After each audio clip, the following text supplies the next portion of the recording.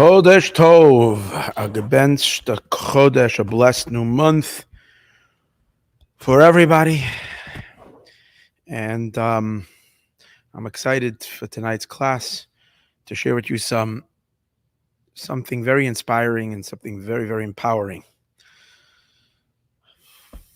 So we're entered into the zone. We're in the zone now. We're in a complete different zone.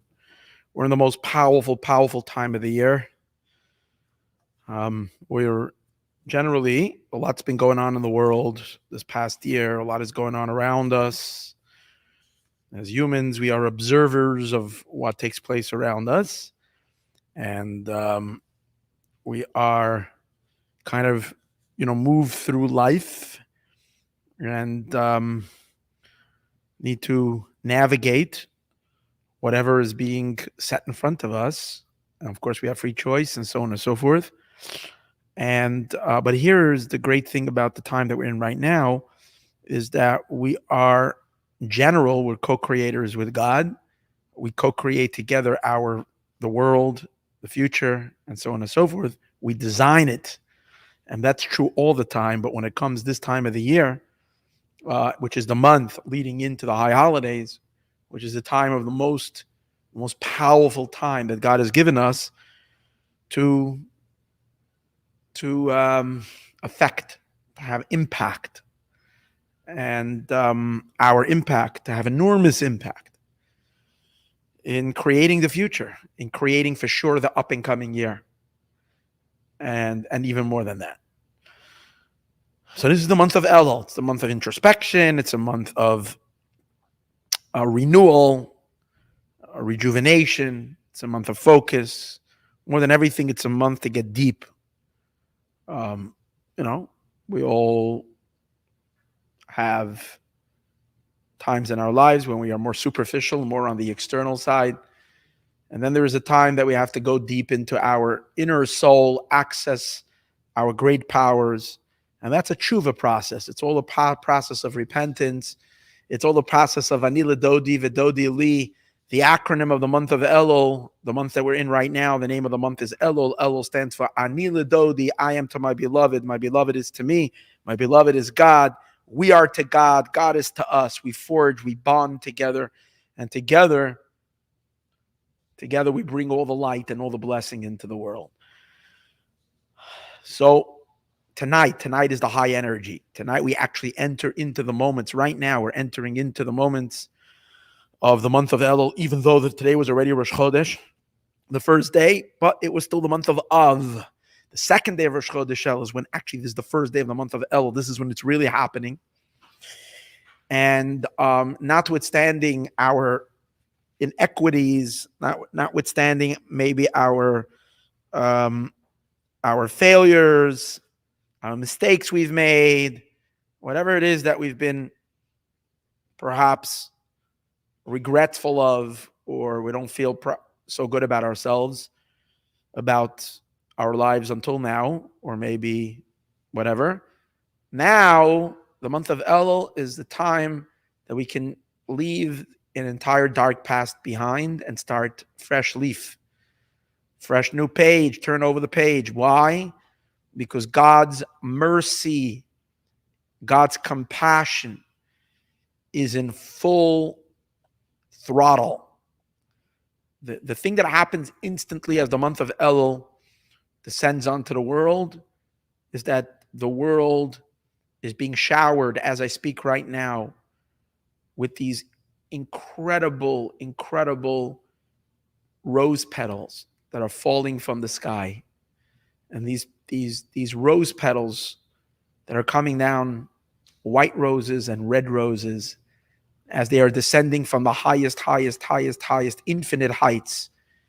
The 13 attributes of mercy are referred to as the 13 petals of the rose.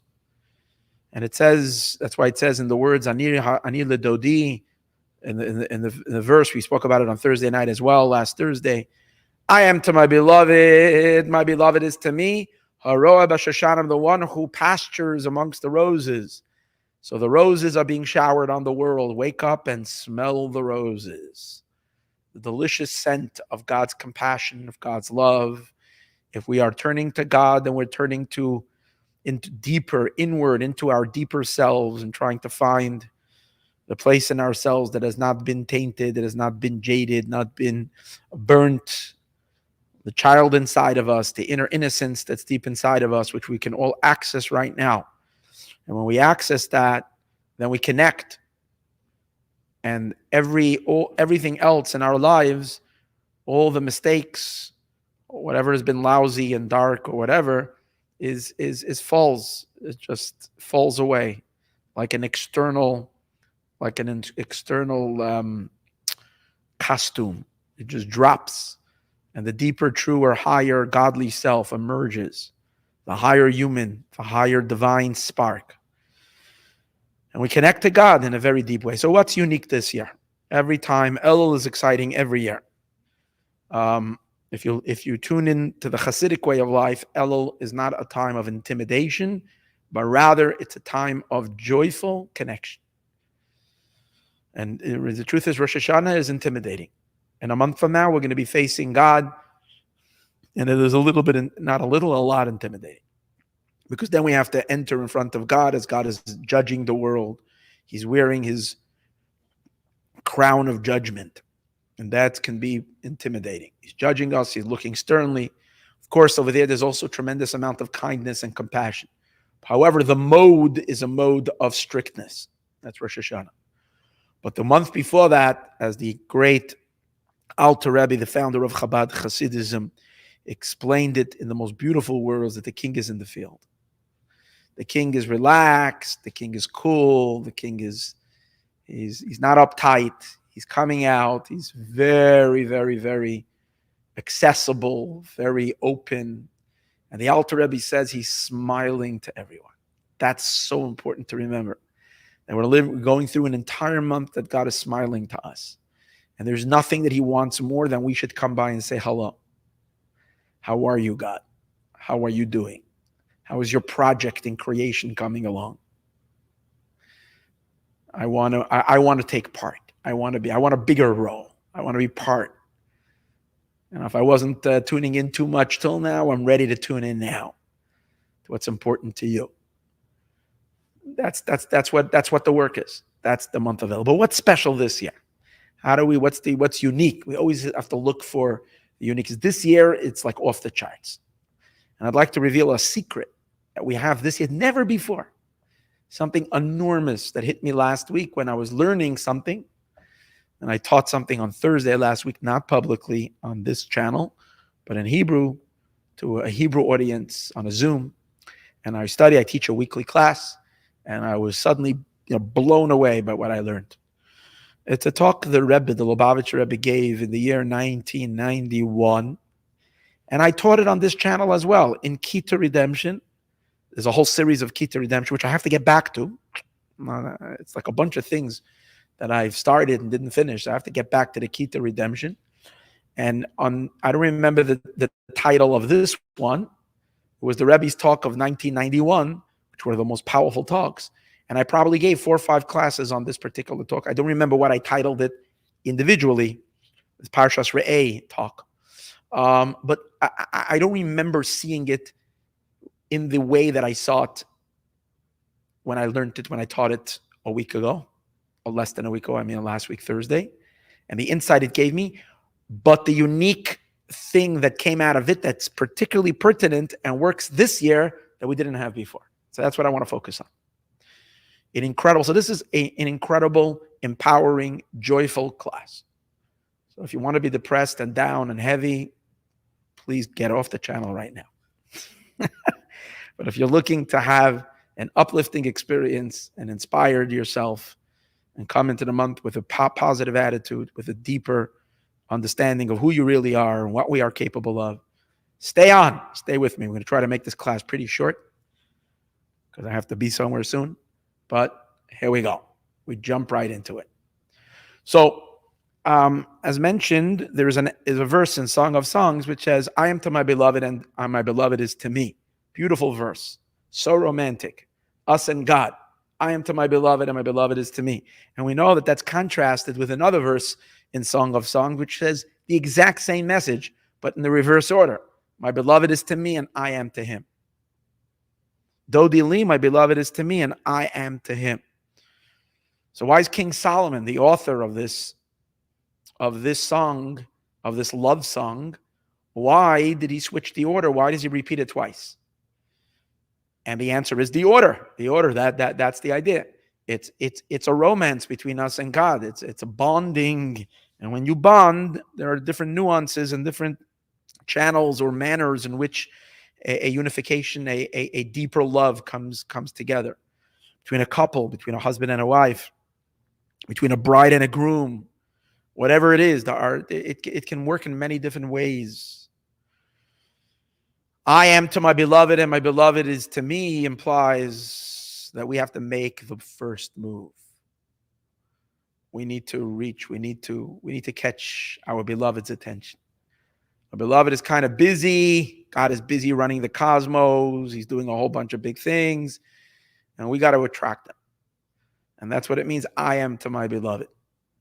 My beloved is to me and I am to him means that there are times in life that God, for whatever reason, decides to reach out for us because we mean so much to him.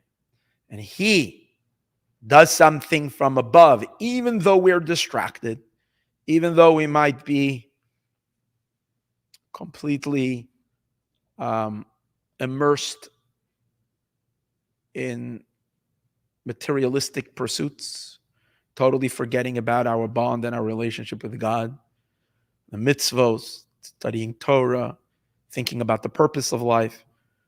We're not there at all, and God tickles us. Something happens, hopefully something beautiful, but something that inspires us and pulls and gets our attention. God sends us a surprise love note, and we catch it, and it triggers us. So we know it's like this and like this, and in different times in life, it works differently. With different people, it works differently. Everybody's different, and in our own lives, we look at our own spiritual lives, we can see that there are times that, for whatever reason, we studied something, we learned something, and we became inspired to increase our spiritual awareness. That means it's coming from us first.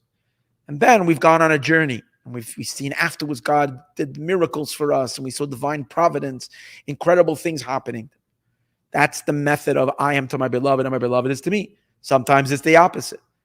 As we say, that something, person, God forbid, was in a situation where they almost had an accident and a terrible thing could have happened, and literally miraculously they were saved and they're shooken up.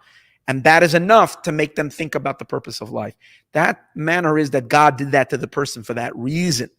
It's God being romantic in his interesting way of shaking us, but he wants the relationship. So even if it takes giving us a little bit of or giving a person a little bit of a shock, that's how he draws the person in, whatever it takes. So the month of Elul is the time of the year, which is this particular time of the year, is where the expectations is from us to make the first move. God expects us to begin, to start, to initiate in the relationship, to be the first one to act. And how do we know that? Because the words ani ledodi v'dodi li, the first letters of each word spell the word Elul. So over here it's told to us that in the month of Elul we need to reach out towards our Creator and say we're here, we're ready. Okay, so this is the way we've given hundreds of classes about this. Not hundreds, but a lot, tens of classes in all the years about this concept. How I am to my beloved. This is the season of the year. Passover, it's a different season. Springtime, it's like you see spring. God doesn't wait for anybody. God starts making all the trees bud and flowers start coming out, and the world becomes so fresh and beautiful. And then if we're only a little bit, have a little bit of gratitude, then we respond to God's kindness, that from the cold winter, he bursts out a beautiful spring. So then our hearts swell with gratitude and we respond to God. Now, in the end of the summer, that doesn't happen. It's upon us to act first, and that's the month of Elul. We do teshuvah, we become more serious in our lives, and then God responds to us with the great holidays. He forgives our sins, showers us with his infinite blessings and love and light in the holiday of Sukkot and in the holidays of Simchat Torah and the like. So this is all like God responding to us. So the Rebbe asks a question, and the question is as follows: that the Torah portion, which we read not this week, but this past Shabbos, which is the Torah portion that blesses the month of Elul, and we always know that the Shabbos before a month carries within it the energy, the power to infuse the month with its vitality, with its energy. We draw down God's blessings.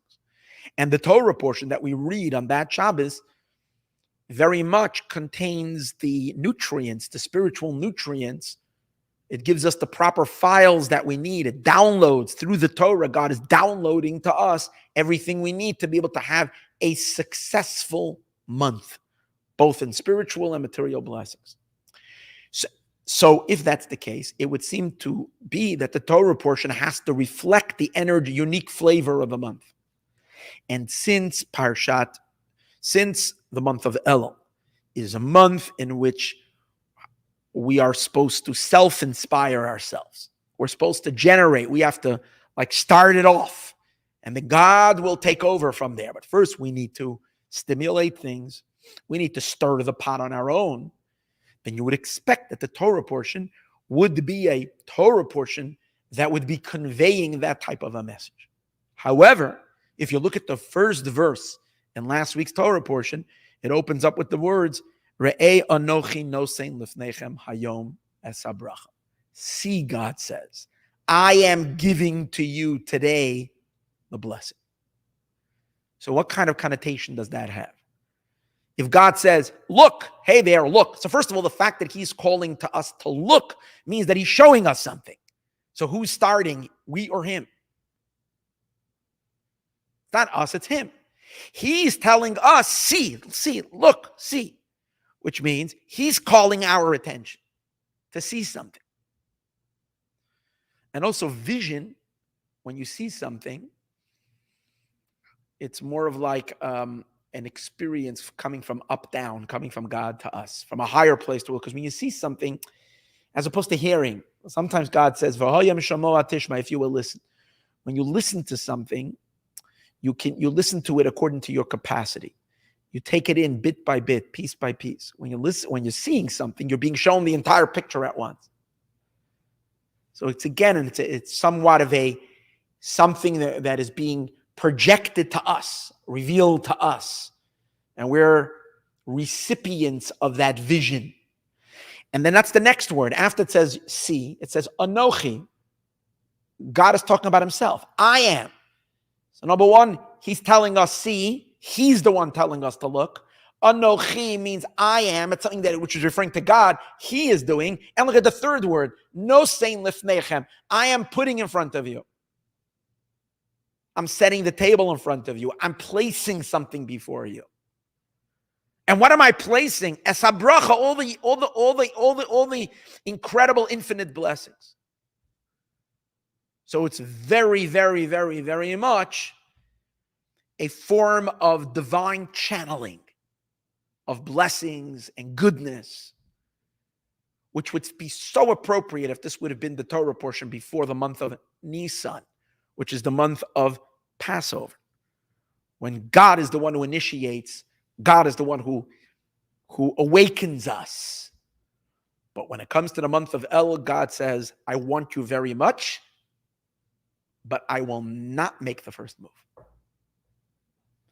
It's like, we all see that. We have that sometimes in our relationships. We very much want to be closer to our spouse, but for whatever reason, we feel that it's upon them, and we're going to sit there and sulk it up until they decide to reach out for us. And sometimes you end up sitting there waiting, and then you get very frustrated. But that's the way it is. And God is waiting. He's waiting for us to do something. So how does it fit this Torah portion? I am giving before you a blessing. That's the question. It's a long talk, but then there is the gist of the answer. And I'm going right to the gist of the answer, which is like the essence of it. It's unbelievable. So special. And he says, of course, God is not going to interfere. The work needs to be done by us. He will reciprocate enormously if we just make a little effort to get closer to him. No question. However, he still gives us a blessing. This past Shabbos, he gives us a big blessing. What's the blessing? The blessing that we get at the beginning of the week before Rosh Chodesh Elul, this past Shabbos, that means we have already this blessing, is that when we come out and when we search for ourselves, ani ledodi, when we bring ourselves, as we said earlier, when the king is in the field. So the king is in the field, but it's upon us to come out to the field. We will only meet the king if we come out to greet the king in the field. But when we come out to greet the king, we should come with our highest, deepest, godliest self. We should identify. It's upon us. Of course, it's upon us. We need to come, but we need to figure out who is the one who is coming. Who am I really? And for that, we get a unique blessing in the month of Elul. That when we come to greet the king, we should come in our bestest, highest, deepest, purest, godliest self. And within that state of mind, our highest, we should see ourselves for who we really are. We should approach the king. We should approach the king. Not as a little tiny peepsqueak nobody, which sometimes we reduce ourselves to. But we should come to the king with our super persona, with our infinity exposed, and to walk into the field. So when the king looks at us, he sees us as someone so important, someone incredibly important.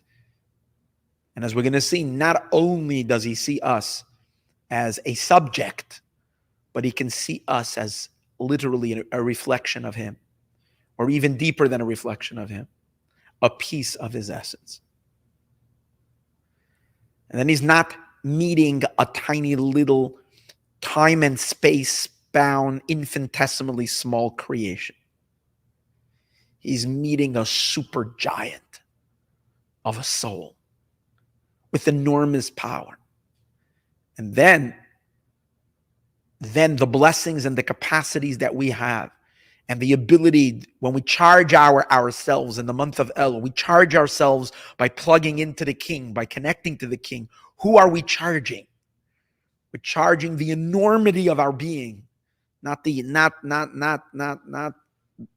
small little imaginary, small little, tiny little nobody that we thought we were. That's the blessing. The blessing is to come out to greet the king as the true self, who you really are. Now, what's so amazing about this, let's break this down and let's understand this a little, is that generally we say that the month of Elul is a time when, as I mentioned earlier, we need to strip away the external self and connect our higher self. That's the whole process of tshuva, is to become serious, which means to realize I'm not a animal, God forbid. I'm not a physical beast in this world, living a material, physical life of just physical enjoyment and pleasure, seeking just to enhance my physical life. But rather, I'm a deeper human being. I have a soul and I have a spirit. So first of all, to look at ourselves as spiritual beings in a physical body. That's number one. Right? So we don't see ourselves as physical. We see ourselves as spirit in a physical body. And therefore, our ambitions in lives, our desires in life is to live a more spiritual existence, which means a more godlier existence for a higher purpose. So that's number one. Of course, that's part of a tshuva process, because as life, the physical life, does to us a lot of times, is because of the obscurity and the concealments of the material physical world. We identify only our most external needs and our external identity. We see ourselves literally as here to make money, exert, influence, get attention, and do what? And eat and sleep and have a good time and have fun, and that's life. Until, God forbid, we realize, oh, we're so old. What did I accomplish? What did I really do in my life? And it really, really hurts. And then it's kind of late already. Of course, it's never too late. You can still always, have a true awakening, but it's good, not just good. It's absolutely crucial that we maintain this understanding throughout our life. And how do we do that? So every year, the month of Elul is that month that we need to identify deeper. We need to acknowledge our soul, recognize our soul. But in our soul itself, there's many, many layers, many, many layers. We identify the fact that we have a soul, and a soul that cares about God's purpose, a soul that loves God. And, in one of the things we do in the month of Elul is that we say the verse, a psalm. We began today already. This is one of the things we start the first day of Elul. The blowing of the shofar, which we do every day, is started tomorrow, the second day of Rosh Chodesh Elul. But, however, the recital twice a day of chapter 27 with David, for King David, a song for David, Hashem Ori, God, you are my light, V'yishin, you are my salvation. We say that, we began already today. So we said it already 2 times for those that were praying and knew which. So during this prayer, there is a verse there, very powerful verse. It says, L'cha, for your sake, God. Amar libi, my heart says, Bakshu panai, seek out my face.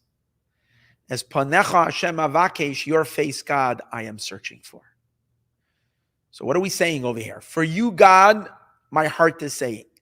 That means it's about you and it's for your sake. I am having a conversation with myself, with my heart. I am talking with my own thoughts. I'm talking to myself. What am I saying to myself? Bakshu panai, I am searching.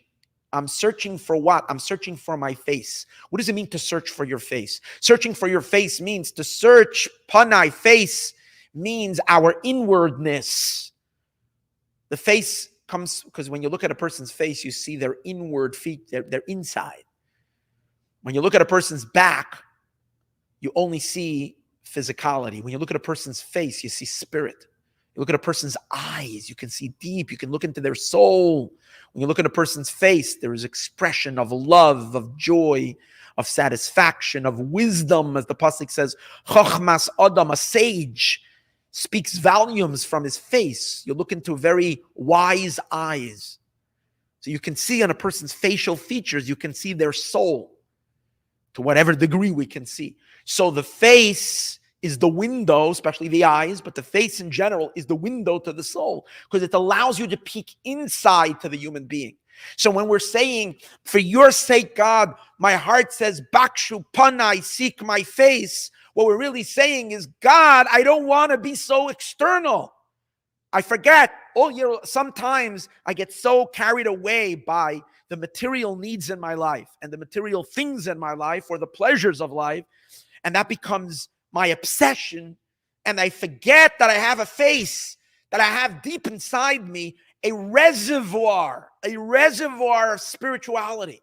I love you, God. I have love for you, Hashem. I have desire to get close to you. I want to live and fulfill my purpose in this world. I really, really want to do something to bring satisfaction to my infinite creator. I don't want that my life in this world should just be a missed opportunity. I want to fulfill the mission that my soul was sent into this world. These are all aspects of our inner self. This is our face. So in the month of Elul, we're saying, I got to look for it. Because sometimes that deeper self gets lost.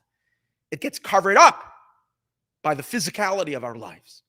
And because life is busy, because everybody around us, there's all kinds of, things that we have to take care of just to maintain ourselves physically.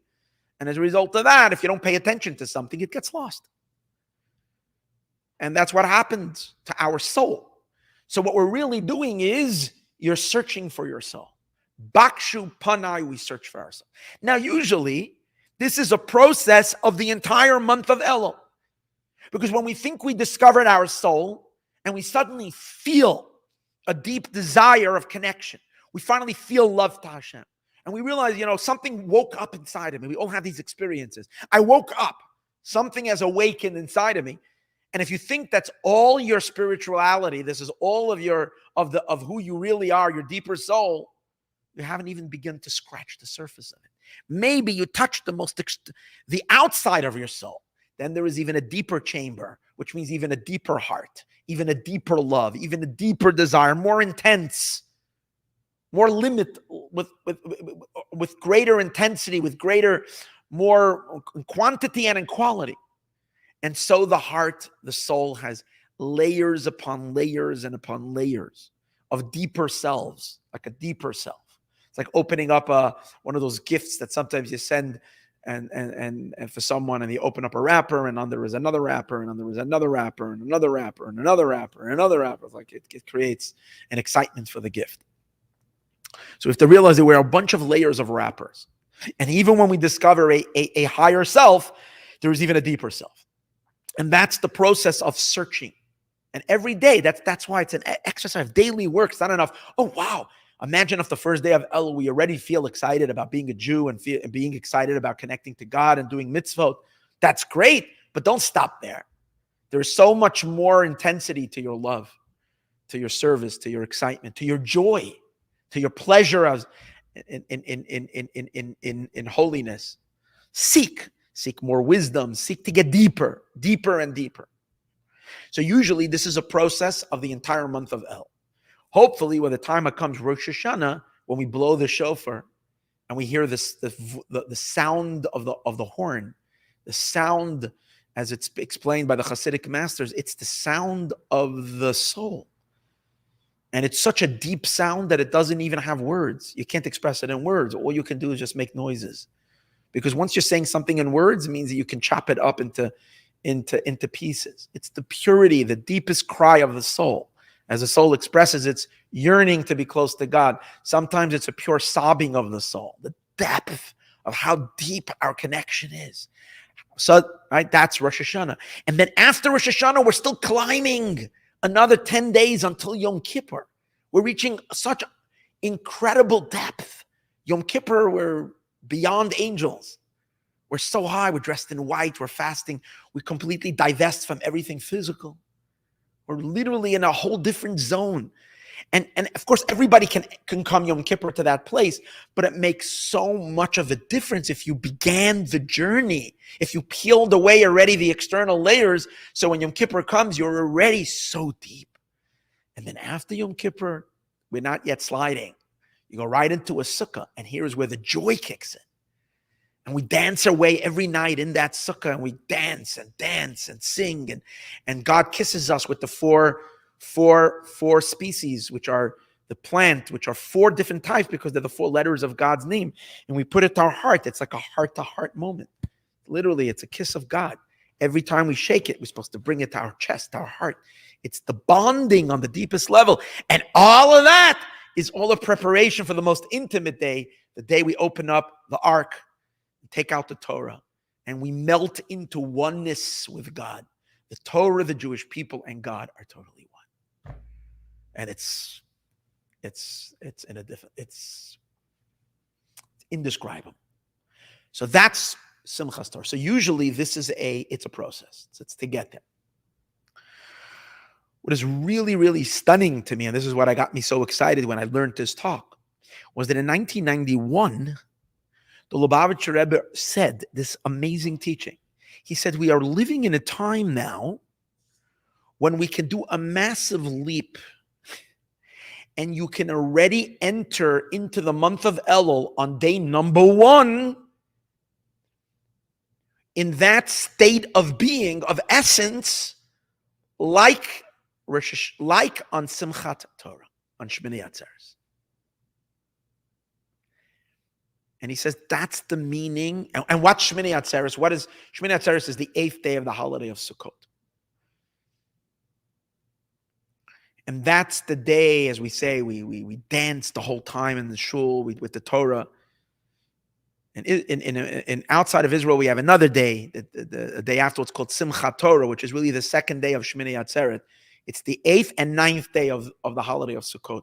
In Israel, there's only a one-day holiday, which is a combination Shmini Atzeres and Simchat Torah. But that's the day. Why is that day so powerful? Because the sages tell us something really interesting. They say for 7 days of Sukkot, for 7 days of Sukkot, during the holiday, God is throwing a party. He's very happy because his kingship was renewed on Rosh Hashanah. He's king over the world. We just inaugurated him anew. He forgave the world for their sins. He is just really, really, really in a good, happy mood. And he throws a party to celebrate. During that party, he invites everybody. All the 70 nations are invited to participate. That's why in the Holy Temple, when it stood, they would offer 70 oxen. Over the holiday, 70 oxen was offered as a sacrifice, representing, according to the Torah, all of humanity is divided into 70 nations. So everybody is by the party. The 8th day, after the 7 days are over, mysteriously, we continue the holiday. It's a very, very special day. But there's only, instead of the way it works to get 70 oxen is that the first day they offered, I think, 13 oxen. And then the next day they did 12, and the next day they did 11. They worked their way down from 13, I think, down to 7. 7, 8, 9, 10, 11, 12, 13. No. 12, 13. I'm sorry, 14. 1 second. It's 7 days. So what does it start? It starts with the last day is 7. 7, 8, 9, 10, 11, 12, 13. Yeah, I was right. It starts with 13 and it goes down to 7. But at least even the last day, which is 7, is still 7 oxen. Mysteriously, on the last day of Sukkot, the party, the sacrifice only has 1 ox. And the sages say, what happened? What happened? Why did it suddenly drop? It's a drastic drop. So the sages say, because God is saying it's a very small party today. Because everybody went home already. Everybody left, party's over. And they already shut down everything, everybody left. And God whispers to the ears of the Jewish people, he says, hang out with me one more day. Now it's just me and I. It's just the two of us. We are alone. This is a very intimate moment. There's words of the Zohar. The Zohar says, Yisrael u'malko b'chodai. Israel and the king are alone. It's very intimate, very deep. So it is explained in Chassidus, the depth of that. It's not only that God sends the nations away. Why does everybody have to leave?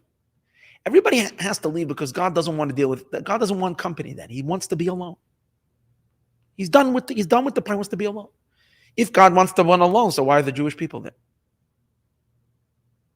The answer is when we're there on the party, we're not there anymore as humans. We're not there as being part of creation. God is done with partying with His creation. He's going back into Himself, into His absolute, infinite, divine, essential essence. So what are we doing there?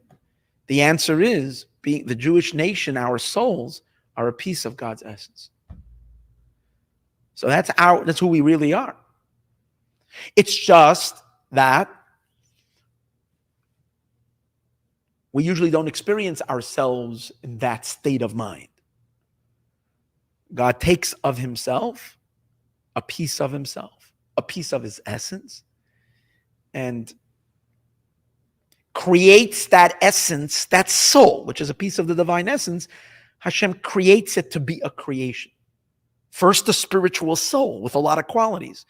And then God lowers that soul and diminishes it more and more and more and conceals it until he incarnates it into a body and we become a physical creature in the physical world. And in order for the soul to come down from the divine essence into a physical creature, it goes through myriads and myriads of evolution, of descent. But it always remains at its core essence a piece of the essence of God. But we don't experience ourselves that way. And when we're looking at someone, we don't see that in that individual. And even God doesn't see us that way.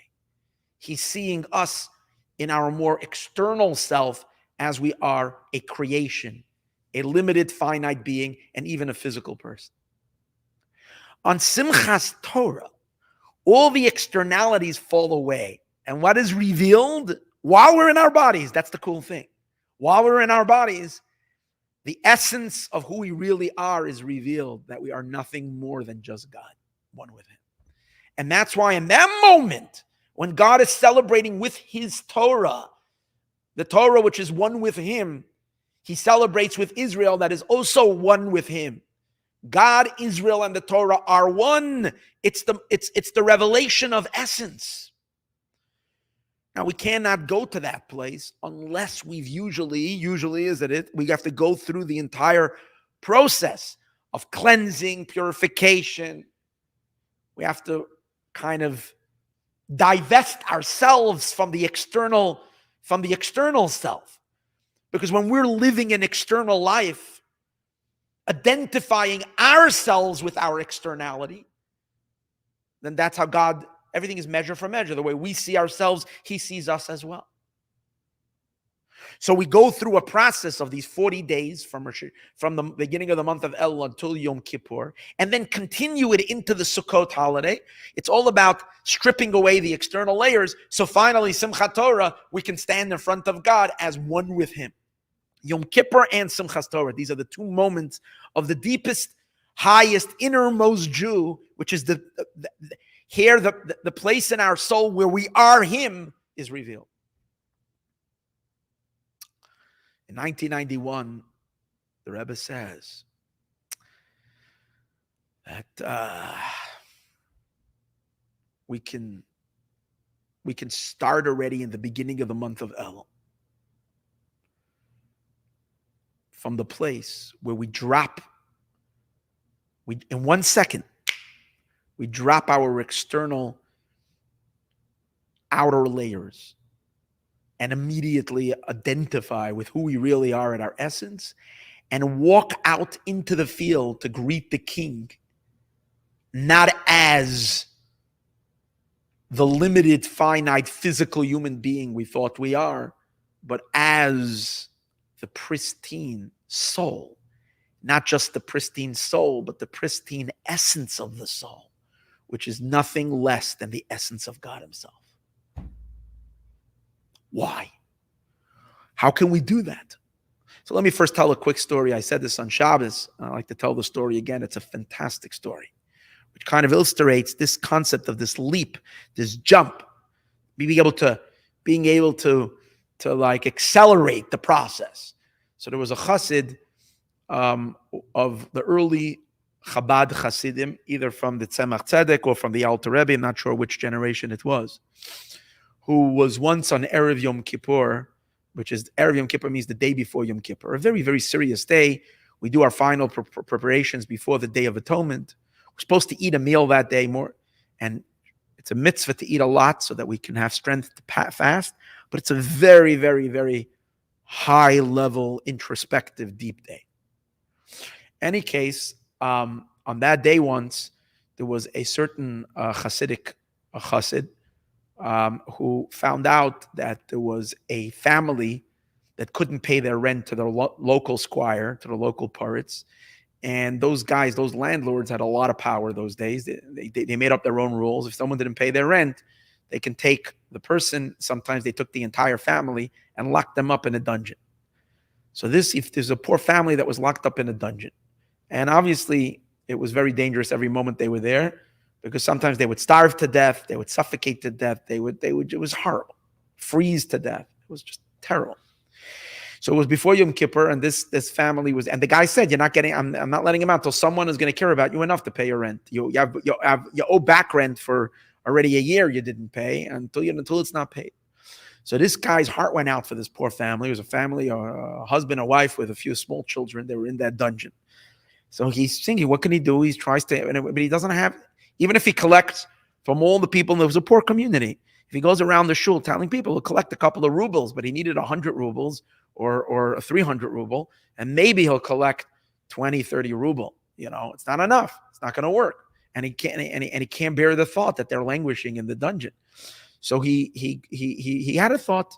He goes to the bar, and the bar is all kinds of people that are there. Now you have to understand, people there were Jews who also would hang out in the bar. And most of the time, the Jews that were observant, at least, were not hanging out in the bar. We have our fun on Shabbos by the Kiddush. We say a little l'chaim here and there, but it's not really a thing for Jews to go and hang out and drink themselves to a stupor. But these were Jews that were not too observant, and they were pretty wealthy, and they would go there and play poker and play all kinds of games and get drunk. And these were such Jews that were so disconnected from their Judaism that on even the day before Yom Kippur, they were hanging out in the bar. But these were the wealthy guys. So this guy decided that he's going to reach out to these people and try to, maybe before Yom Kippur, he'll be able to tell them, guys, it's Yom Kippur. If you do a good deed before Yom Kippur, God will have mercy, forgive your sins. At least, you have so he figured that he'll meet a bunch of them together. They can give him the money. So he walks inside to the bar and he tells the guys he's here. They were stunned to see a guy with the beard, with the whole situation, with the whole 9 yards before Yom Kippur. They didn't know. So he tells them the situation. He's begging them, please have mercy. If you can just, I'm sure from all of you guys together, we can pull together the 300 ruble, help this poor family. And one of the guys over there was what we call a lates. A lates is a scoffer, someone who has, and he decided to have some fun with this guy. He said, listen here, you know what? Well, we'll help you. But it's before Yom Kippur, but it'll be nice if you have a drink. If you drink with us, he says, and he takes out his large glass and he fills it up with vodka and he says, bottoms up. And he says, everybody over here put rubles into a hat. They collected from everybody. They collected there were like 50 rubles. Everybody put it into the hat. And he says, if you drink this right now, down, but you can't stop. One shot, you take the thing down, then we give you the 50 rubles. So he's thinking it's before Yom Kippur. The last thing he needs is he needs a sober mind. He's going to go pray tonight. He has to pray. He has to do soul searching. Yom Kippur is such a serious time. The last thing you want to do is drink a glass of vodka like that. But but that's the only way he'll get the money. So he figures that to help another Jew, what is he not going to do? So he takes the glass and he guzzles the whole thing down. And they're laughing and they clap for him and they give him the 50 rubles. But he still has a little bit of his mind. He says 50 rubles is not going to do it. So they said, okay, we'll make another collection. You drink another cup, another glass. Anyways, this is what happened 3 or 4 times. And each time they collected more and more because they didn't believe he would do it. And by the time he was done, he had the 300 rubles. By then, he had drank down 6 glasses. Like that. The guy he barely, he was almost going to pass out. But because he was so determined to help this family, he managed to drag himself in this drunken state to the squire's place and get a message to the guard that he's got money for him, whatever. Anyways, he got the family out before Yom Kippur. And he had enough head in his, a little bit of a seichel left, a little bit of a mindfulness, enough that he knew that it's Yom Kippur, that he has to go to shul.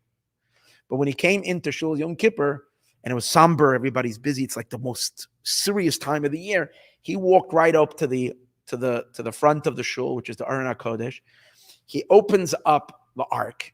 Now on Simchat Torah, the first thing we do is we say certain verses, we say. And it's the way we open up the ark to take out the Torahs to dance with them. Now, Simchat Torah, the mood is very different than on Yom Kippur, because Yom Kippur is very somber, and Simchat Torah, everybody is tipsy. Because part of this incredible state that we're in is that we drink and we say l'chaim and we get into a different headspace. It's beyond our mind. It's like the happiest day of the year. So because he was so drunk, he comes in Yom Kippur, he thought it was Simchas Torah because the state that was in. So he walked over to the ark and he opens up and he starts saying the first verse of Simchat Torah, which is taking out Atahare Saladas, Atahare Saladas. And then in the middle of it, he just falls to the floor, drunken on the floor. Everybody thought the guy they never saw something like this. And they knew him generally as a serious person. So the Rebbe that was there said, oh, he's already holding by Ataris. He's there already. This guy, usually from Yom Kippur until Shmini Atzeres, is still, another 4 and 9 days or 4 and 8 days. It's 12, 13 days, which there's so many things, rituals we need to do. This guy took a leap and he's there already. So what it really, really hit me was that the Rebbe was saying that in 1991, we don't even have to wait for Yom Kippur, and you don't have to drink 6 glasses of vodka, bottoms up, in order to go there. We can actually all go there immediately to this godly state. Obviously, what the Rebbe was saying is not, oh, he's so drunk, he's already in Simchas Torah. That's not what the Rebbe was saying.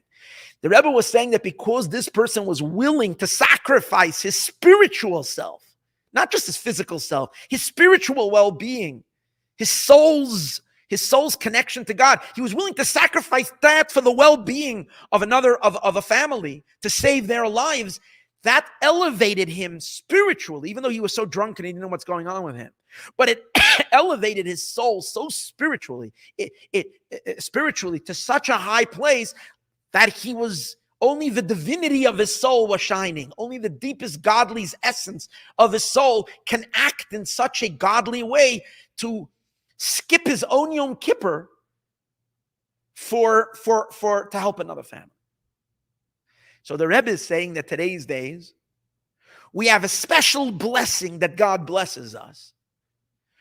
In the verse, Re'ei anoichi noisen lefnechem hayom, it says this is what God blesses us on the week before Elul.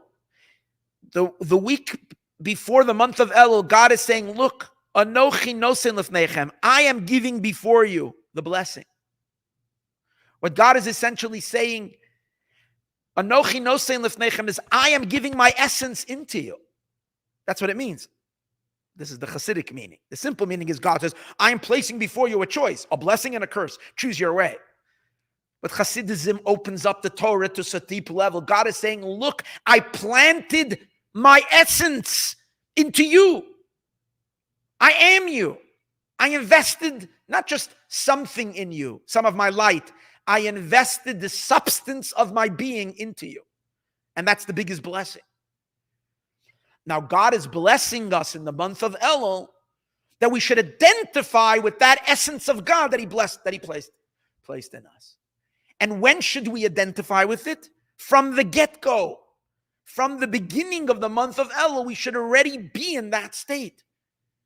So we're not coming into the field as a human being with all of our hang-ups and with all of our frailties and with all of our weaknesses and with all of our problems and with all of our darkness. We're walking up to the King, knowing from the very get-go that this whole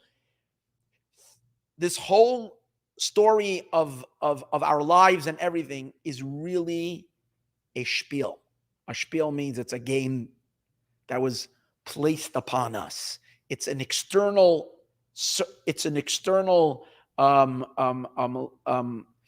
external layers of being that we were enclosed in. We're playing the role like a person plays a role in a movie, in a show, in a play, or whatever it is. You play a certain role, even though you're acting the act, you're playing the act. It's not who you really are. So to be able to shed the external layers from the very get-go, that's the blessing. But we didn't explain it. Why now? Good. So this was stated in the Torah already for 3,500 years. Yes, it's true. The Rebbe was the one who reveals it. Hasidism is the one who revealed to us in general that we have such a lofty soul. Kabbalah, mysticism, Hasidism reveals our true essence. But the Rebbe sees it in the words. See, I am placing before you today means God is saying, look at yourself. In the month of Elul, when you go out to greet the king, when you're going out, Ani Ledodi, identify the Ani for who you really are. But where do we see that you can even connect to that level that is only revealed on Simchat Torah? He says, take a look. The energy of a Torah portion is really throughout the entire Torah portion, but primarily in the beginning and in the end of the Torah portion. So if you take a look at the last verse of Parshat Re'eh, of last week's Torah portion, the last verse speaks about the holiday of Sukkot. It speaks about all the holidays, and it speaks about the holidays of Sukkot. And the last verse is, we learn out from, not the last verse, but the last few verses. It says, 7 days you should celebrate for me in the place that I have chosen. Talk about the 7 days of Sukkot. And then it says, Vayisa ach sameach, you should be only happy. And the sages learn out from the word ach sameach that comes to add the night going to the 8th day of Sukkot. That the joy, you have to have the simcha even on that day.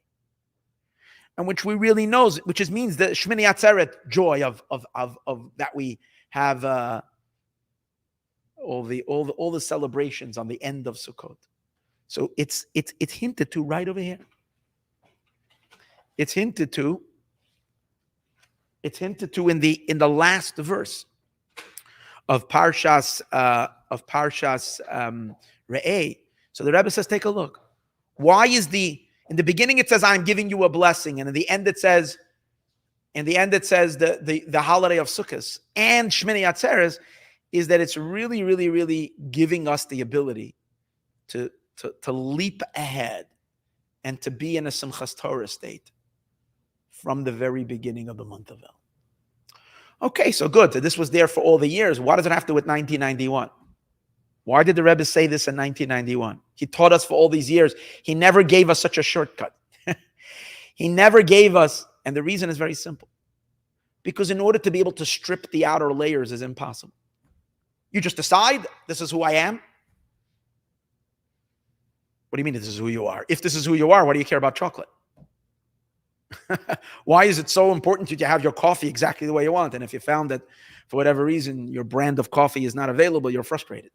Because you have to have coffee, it's a little bit off. Sometimes, if I don't have the coffee and I only have instant coffee, I get very, very upset. It's like, instant coffee? Yeah, who drinks instant coffee? Used to be, that was like the coffee. Today, everybody's a fine schmecker coffee drinker. We have we become all coffee connoisseurs, right? And that's the way it is. So what do you mean you identify? You identify what? Identify what? Take a steer, someone prepared lunch and take it away from them. See what kind of a temper tantrum they're going to have. Because you took away one, so it means you're identifying with your very material, physical self. That's your life. So it doesn't just happen. It takes it in order to identify, connect, and to be a soul. Takes a lifetime of work, and even then, if maybe you're lucky, to polish yourself to really, really be your inner being, not your external being. It doesn't just happen like this. And the truth is, that's right. It's not possible. So it's not like, okay, just do it. But the Rebbe says, that's what's so special from 1991.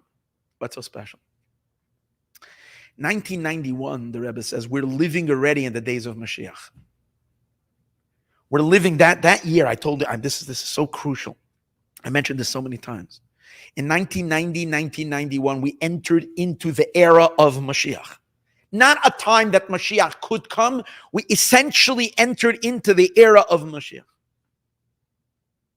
Moshiach's times.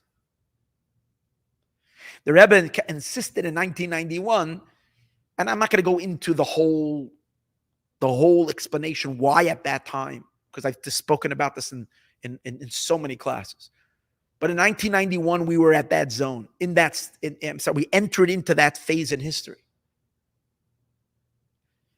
And the Rebbe went even further and said that that's going to be the year that Mashiach is revealed, based on many things. And some people ask, but it didn't happen. And if you learn the Rebbe's talks, you see it did happen. Moshiach was revealed that year. The Rebbe said things about himself that time that he would never say any other time. And Chassidim sang to the Rebbe certain expressions and said certain things that they would dare not say, because the Rebbe never let them say things like that. But that year, everything changed. And you'll wonder, well, if that's the case, if we're already in the days of Mashiach for 30 so years, why is there so much suffering and pain and darkness in the world? Well, all of this has been predicted. It says it in Midrash and in many places. There's many sources, and I discussed it many times, that the way Mashiach comes is that he's revealed, and then there is a time of concealment and darkness, and then he's revealed again. So the exile comes in two snippets. First, in two chunks. First, there's an exile, and the exile was close to 2,000 years, for 1,900 years. Then Moshiach arrives. His revelation is a very, very vague revelation. It's a short revelation. It's a revelation. It's almost like he's peeking out and he allows himself to be seen, but then the curtains get closed and we enter into a phase of darkness again. The words of the Midrash, Nigla is revealed, V'nichsan is concealed, V'chayzer v'nigla, and then he's revealed again. Second time he's revealed spectacular for the entire world. But there was a dark period. And we spoke from Rabbeinu Bachai, and I mentioned this in the beginning of the year after October 7th, a couple of times. Rabbeinu Bachai says the reason that Mashiach goes into concealment after he's revealed is to trick the nations. That means that those who think they can stop the messianic process from coming, which means that those who believe that they can stop Israel from having the land of Israel and want to force a Palestinian state, who want to grab and steal East Jerusalem from the Jewish people, who want to prevent the Temple Mount from becoming the Temple Mount where the temple stands. They see that Mashiach, the person or the power of Mashiach in the world, whether consciously or subconsciously, they think he's gone. They think he's down. He fell. He's down. He's down. It says about Mashiach that he's here and then he falls. Bar nafli, he's in a fallen state. So they think that they've defeated Mashiach. So if anybody knows what happened in 1992 after the Rebbe had a stroke, between 1992 and 1994 is when they had the Madrid conferences, which was the basis, and then actually they had the shake of the hand of Rabin and Lahavdil Elef Avdalas, whatever his name is, Yasser Arafat, Yamach Shemayim, his name be erased, in which they laid the foundations for the possibility of an exchange of giving land of Israel for peace, which was the most devastating thing which we're suffering till now, because October 7th and everything that's going on is a direct baby. It's a direct child from these concessions, stupid concessions, ridiculous concessions that put the Jewish people in danger, not just in Israel, but in the entire world, and puts the entire world in danger. And Rabbeinu Bachai says that's why it's going to happen, that Mashiach will go down to allow for those wicked, for the evil in the world to to put up its last fight, so to speak. And he says that during that period, anti-Semitism is going to explode in the world. And what are we seeing now? An explosion of anti-Semitism. So literally, we're living through the period after Mashiach was revealed. Then he's concealed, and we're waiting for any moment for him to be revealed again. Therefore, now going back to what the Rebbe said, and I added this idea that Mashiach is revealed, concealed from other sources. But what the Rebbe said at that time, the Rebbe says the reason why today's days you can take a leap and you can immediately enter the month of Elul already, not just as a soul, not just as a spiritual being, not just as a soul, not just as a divine being, but as a piece of the essence of God, in which we are super powerful, in which we can conduct the affairs of the entire world. We can command the world from above. We can access the most powerful energies. How can we do that? As we said earlier, a lifetime of work doesn't help you, cannot move you into that place. The Rebbe says, you know why? Because once Mashiach is here, what's Mashiach? Mashiach is the collective soul of the Jewish people, which comes to reveal their essence. When Moshiach will come, he will uncover the essence of every soul, because he's the level of essence. And being that every soul is a spark of Mashiach's soul, once Mashiach is revealed, he reveals the spark of Mashiach inside each and every one of us. In other words, a lot of times you have certain, programs in which there are certain things that you can, that certain modes, but the mode is locked. You ever have something, you have a lot, you're trying to, they have these digital buttons you can move. You swipe it to the side and it turns on. But sometimes, for whatever reason, it's not showing that it's movable. The screen is showing you that it's there, but it's blocked and you can't open it. Because that mode is not a made accessible. Sometimes you have situations where you pay for a program, but you're paying. This StreamYard that I use to make these videos with, that I'm using now, actually sent me today a possibility that I pay, depending on how much money we pay for this channel for using their service. Based on that, I have, if I take the fancy schmancy one and I'm willing to pay $300 a month or whatever it is, then I'll be able to have access to so many more features. Right? And if I only want to pay whatever, that's the way it works. So you see there's features. So those features are locked. During the time of exile, our soul is locked in being small. We're locked into the human state. We're locked into the material state. That's what exile means: constriction, bondage. So we, of course, within that constriction, if you work really hard, you can unconstrict. But how much could you unconstrict already? A couple of layers. When Mashiach comes as the time of revelation, everything will change. We will suddenly experience ourselves, who we really are at our essence. But here's the thing, how? Because Mashiach is the one, it's the super soul. He unlocks, he moves that, he changes it into Geula mode, from Golus mode, from exile mode, he changes it into Geula mode. But what he doesn't do is he himself doesn't unlock every single one of ours. He unlocks it, but the actual swipe to move it to the on, from off to on, or from exile, it's given to each and every one of us. We have the ability, now that he made it accessible to us, we can switch that button.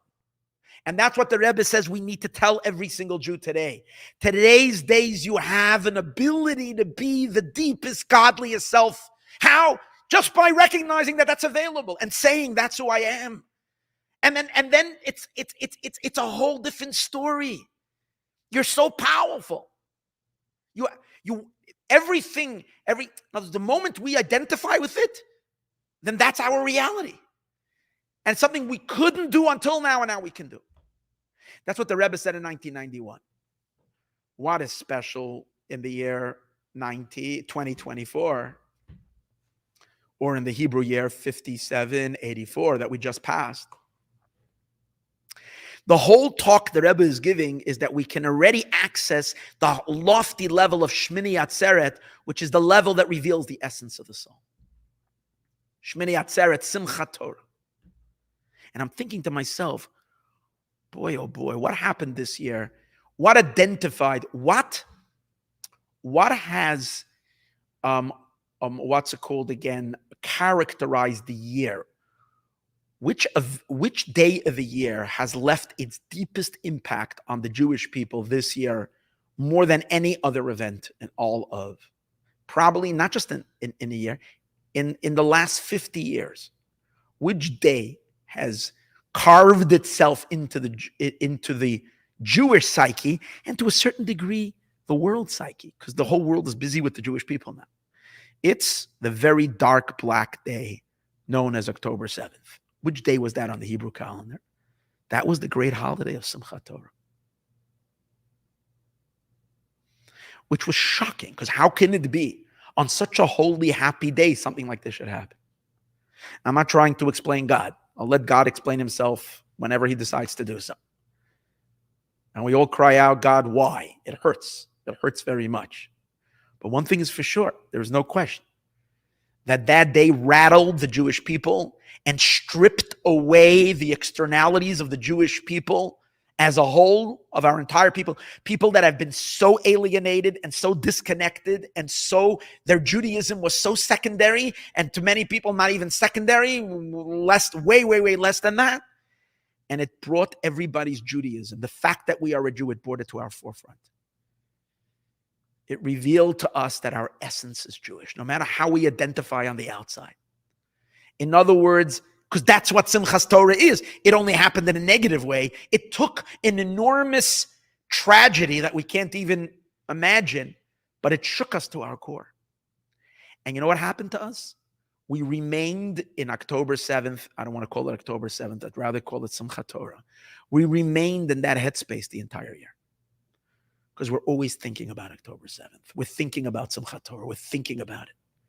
And if we needed another reminder, very painfully this week we had, and almost like the wound was getting a scab already, a little bit. The pain was getting a little bit weaker. And this week, this after Shabbos, we all got the horrific news that those 6 beautiful souls that were in captivity for 29 days were so brutally murdered just because they're Jewish. What it really did to the Jewish people is it opened the wound again. It put us right back into the Simchat Torah. So it's a very weird situation. It's painful and dark, but at the same time, there's something so deep there, something so incomprehensible. It's the darkness of the essence.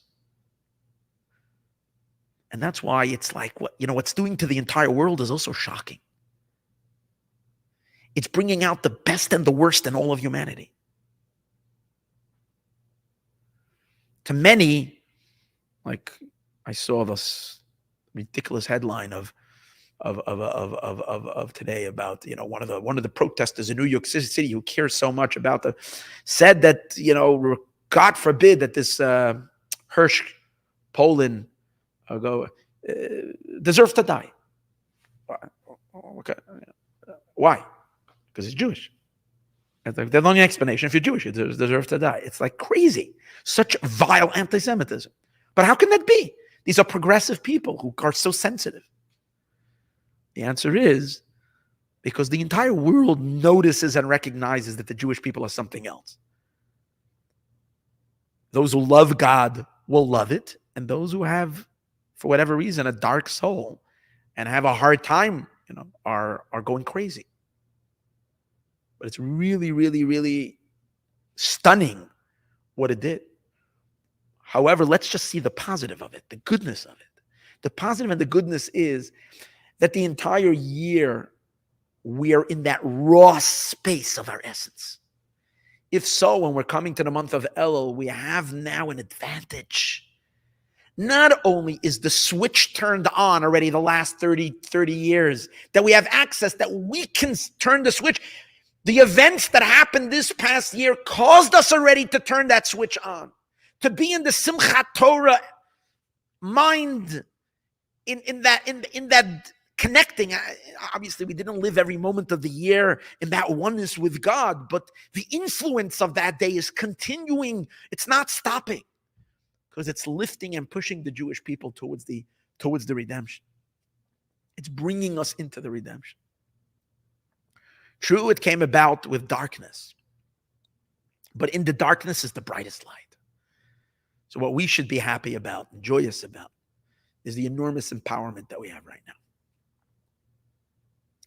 to enter into the month of Elul with dynamite, to be so incredibly godly. Just say it to yourself again and again and again. My essence, who I really am, and which is now not just hidden, but is revealed, is the omnipotence of the essence of God. In that sense, there's so much power, there's so much strength. I can do so much good. I can live with so much light and godliness. So may Hashem help us all. We should dance right into Moshiach's world. If last year's Elul led us to this, I have no doubt that this year's Elul is going to lead us to such light and such heavenly revelation. May Hashem help us. Everybody should be blessed with the greatest year. We will see the temple, Be'ezrat Hashem, revealed. B'karev, mamish. Thank you.